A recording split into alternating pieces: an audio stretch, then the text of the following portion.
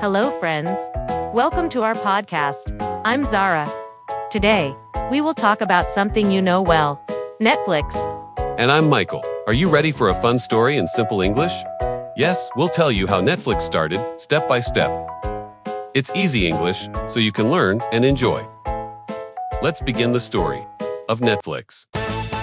Have you ever had one of those moments, that tiny, really annoying thing in your day? Maybe a ridiculous fee or some pointless wait, a clunky system that just makes you sigh and think, come on, there has to be a better way. Mm-hmm.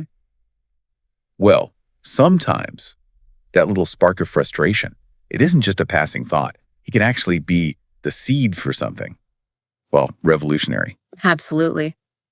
And today, we're diving deep into the real story, the full story of a company that took that exact feeling and quietly, almost obsessively transformed how the entire world watches entertainment.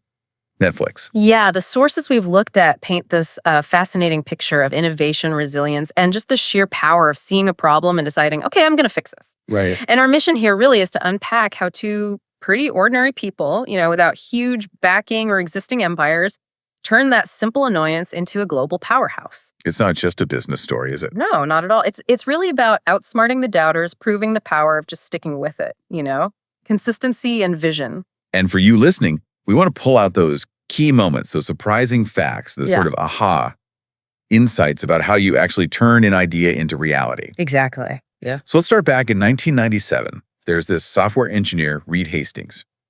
Now, Reed was doing okay, right? Mm-hmm. Educated, successful, not someone you'd think would get riled up over a small charge. Right. But he gets hit with a 40...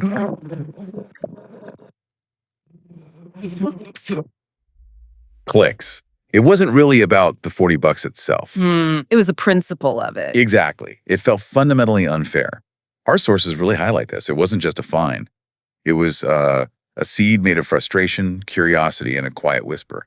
There has to be a better way. It tapped into something lots of people felt. Oh, definitely. And you've got to remember just how massive Blockbuster was then. I mean, dominant isn't even the word. A cultural institution, There's practically. over 9,000 stores worldwide. People plan their weekends around going to Blockbuster, but the system was clunky and those late fees, they were punitive. Right. Go to the store, fix something out, hope it's in stock, remember to bring it back on time. Or else millions of people felt that same frustration. But, most of us, we just complained and paid up. What was different about Reed? He actually did something. He channeled that frustration, turned it into fuel, as they say. And that's where Mark Randolph comes in. Reed's friend, business partner, not some tech mogul, just a guy who loved ideas, a dreamer. So Reed goes to Mark with this question. Pretty simple, really. What if we set up a service where people rent movies by mail? No late fees. No late fees. Keep them as long as you want. It sounds almost quaint now, doesn't it? But that conversation, just the casual chat, that was the real start of Netflix. Yeah, and what I love is how practical they were about it. No huge launch party plans yet. What did they do first? Their very first step. They mailed a music CD, just a regular CD in a plain envelope. Yep, just to see if it would arrive okay. And a few days later, it did. Perfect condition. That tiny experiment basically said, okay, it's possible we can actually do this. It proved the core idea worked before they invested heavily. And so 1997, Netflix 1.0 launches. And it was humble. Very. A small website, pretty basic design, just a handful of movies you could order by mail. No ads, no streaming, obviously. Just two guys, a few employees, and this vision. And the name, Netflix Internet Plus Flix, makes sense. Mm-hmm. Then in 1999, they make this really bold move, something totally new for the industry. This subscription plan. The monthly subscription. Pay a flat fee, get unlimited rentals, no late fees, keep them as long as you want. It was revolutionary for the time. And while Netflix is quietly building this, customer by customer, what's Blockbuster doing? Still laughing, basically. Yeah.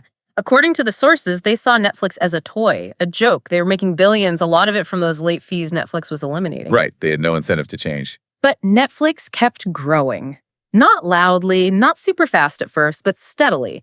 People loved it because it felt simple, fair, modern. It fixed that original pain point Reed felt. Yeah, that fairness aspect was key. But okay, it wasn't all smooth sailing, was it? Oh, definitely not. By the year 2000, they were growing subscribers, but they were also bleeding money, losing millions. Spending way more than they were making. Yeah. Investors weren't exactly lining up. Right. Reed knew the idea was good, but, The runway was getting short. So he makes this huge decision, a bit desperate maybe. He decides to try and sell the company. And who does he offer it to? Blockbuster, the very giant they were trying to compete with. Talk about a gamble. Blockbuster was worth billions, remember? 9,000 stores, making money hand over fist, especially from those late fees. Netflix, it's just a startup hemorrhaging cash. So Reed and Mark, they fly to Dallas, Blockbuster headquarters, big fancy office. Yep. And Reed makes the pitch. Basically, let Netflix become Blockbuster's online service. It's a win-win for both of us. The asking price. $50 million. Yeah. Which sounds like a lot, but for Blockbuster. Peanuts, relatively speaking. And what happened next is just legendary in a bad way. Silence. And then Laughter.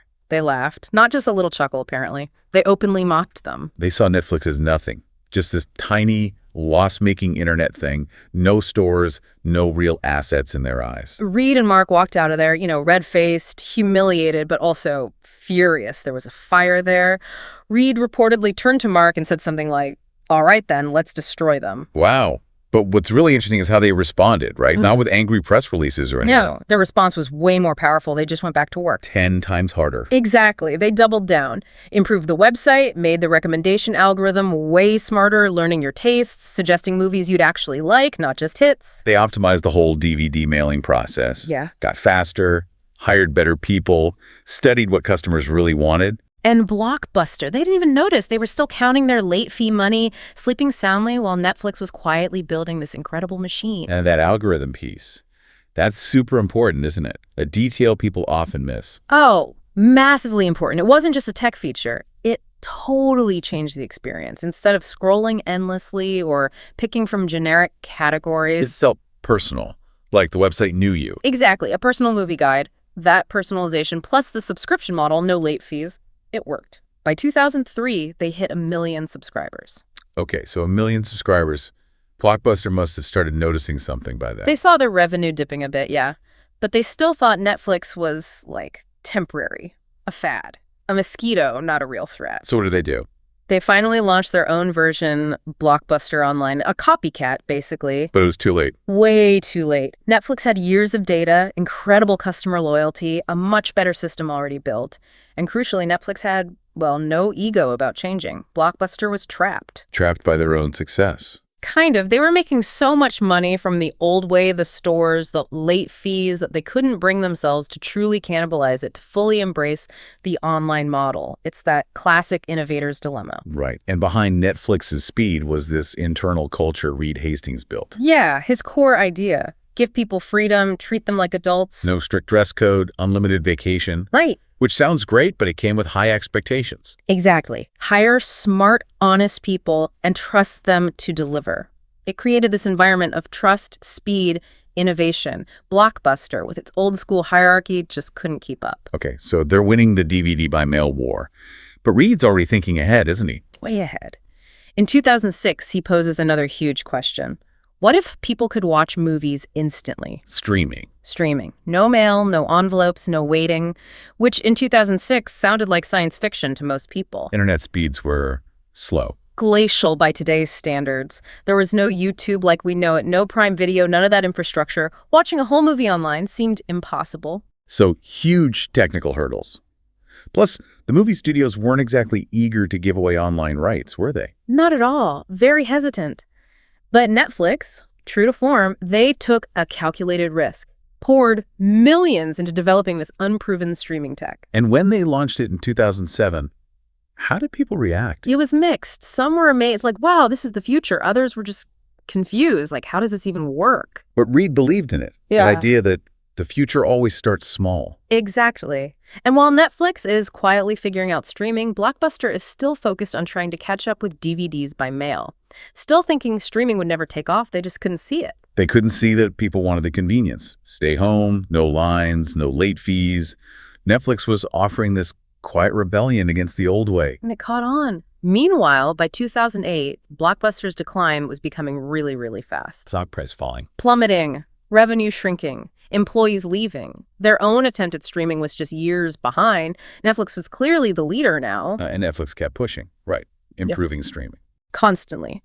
Better quality using CDN's content delivery networks, which basically put the movie files closer to you geographically, so less buffering. All right. Better video compression for slower connections, refining the recommendations even more, expanding globally, adapting content, and always focusing on trust, secure payments, good customer service.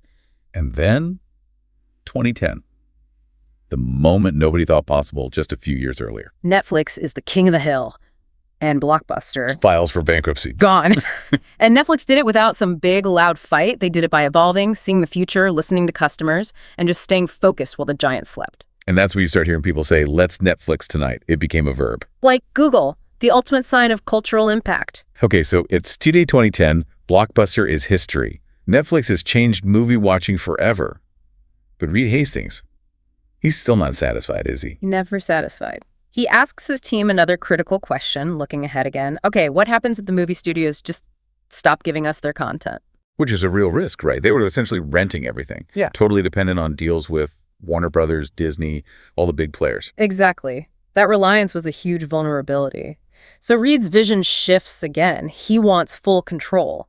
He says, basically, we're not just a tech company anymore. We're becoming a studio. We're going to make our own stuff. Netflix originals. Which must have sounded crazy to some people. Yeah. They had zero experience making movies or TV shows. No Hollywood connections. Total skepticism initially.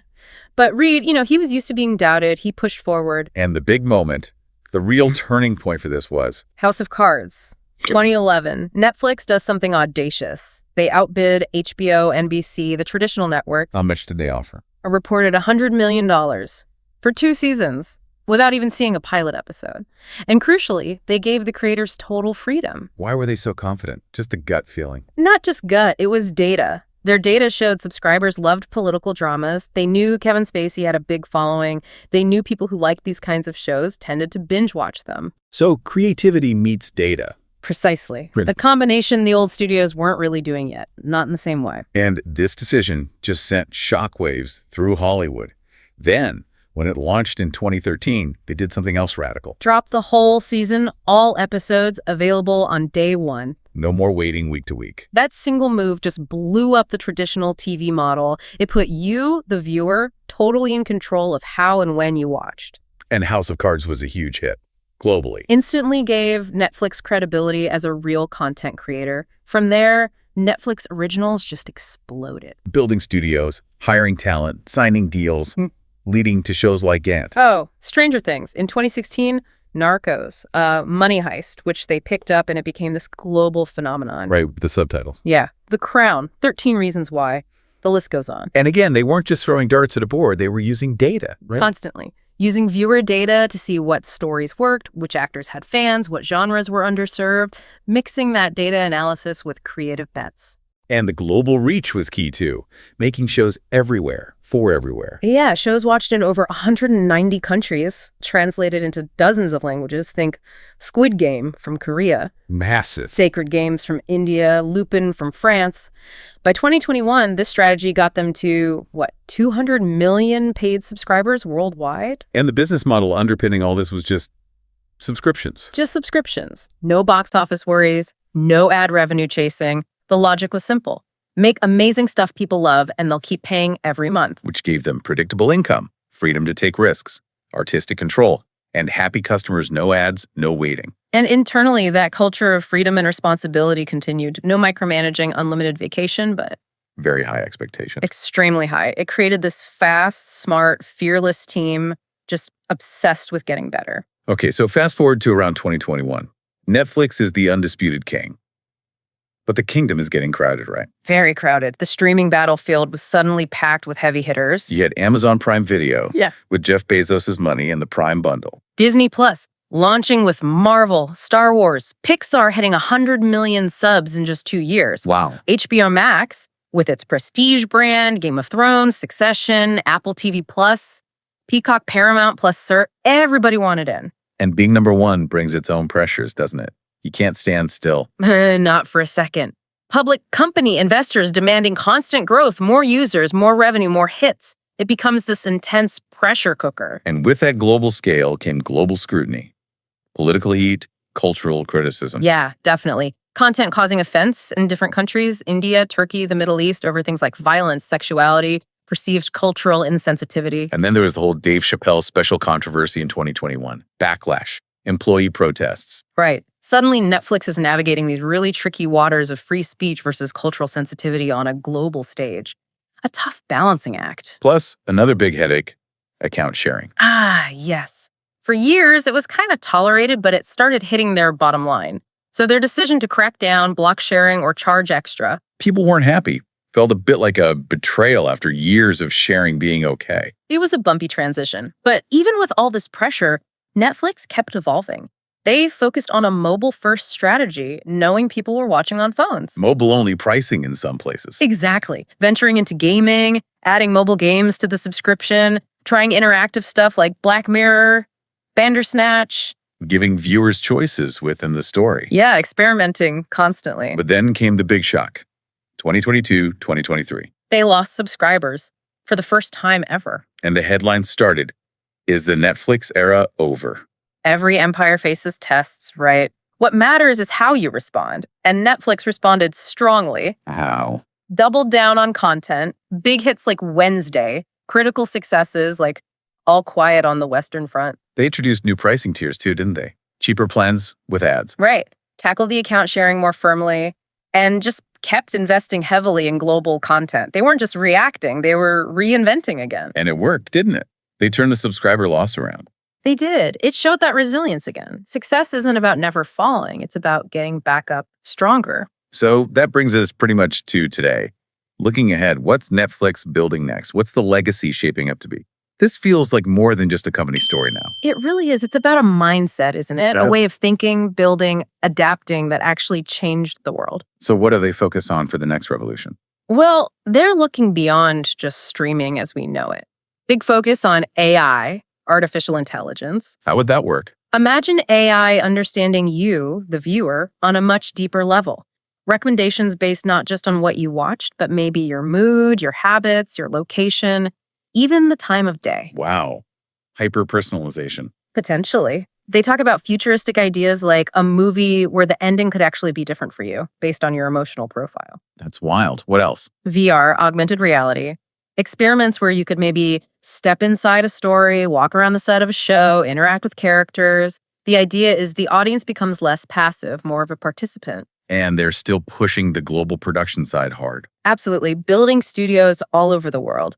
The core belief is that the next massive global hit won't just come from Hollywood. It could come from Nigeria, Poland, Brazil, India, anywhere. So investing in local talent, training new creators. Exactly. Building that future where storytelling is truly global, not just dominated by one or two places. And they're actively supporting young filmmakers too. Yeah, things like fellowships, workshops, support for underrepresented creators. It's a long-term play, planting seeds now for the content of tomorrow. When you strip it all back, though, what's the emotional core here? The legacy? I think it comes down to a few things. That power of quiet obsession, the sting of being rejected and using it as fuel, the beauty of thinking long-term, and the sheer courage to change even when you're winning. It all started with Reed Hastings getting mad about a $40 late fee. Just incredible. He didn't just complain, he built something that fundamentally changed how the entire planet watches stories. So, thinking about what this all means for you, listening, there are some really deep truths here. Yeah. First, build from pain. That $40 fee was a spark. Find your own late fee. Second, start small, but start now. Remember the CD in the envelope? Just do it. Third, be ready to be laughed at. Blockbuster laughed. Netflix kept going. Fourth, disrupt yourself before others do. Moving to streaming, making originals. They didn't wait to be forced. Fifth, let data support creativity. Don't let it replace it. That blend was key. Sixth, stay hungry, even when you're full. They never got complacent. Seventh, make your own stage. If the old guard won't let you in, build your own platform. And eighth, loyalty is earned, not bought. They built trust with value, not punishment or ads. It's quite a list. It really is. Netflix isn't just a platform. It's kind of a philosophy. It proves that even if you start with basically nothing, even if people laugh at you, even if you get rejected 1,000 times, you can still build something legendary. If you stay quiet, stay focused. And never, ever stop evolving. So maybe the thought to leave you with is this. What does that quiet obsession look like for now in your work, your life, your ambitions? Is there some small frustration, some late fee in your world that could be the seed for your own quiet revolution, even if nobody notices it first? And how can you take that Netflix mindset, that constant evolution, that focus on earning loyalty and apply it to whatever you're building or learning or striving for right now?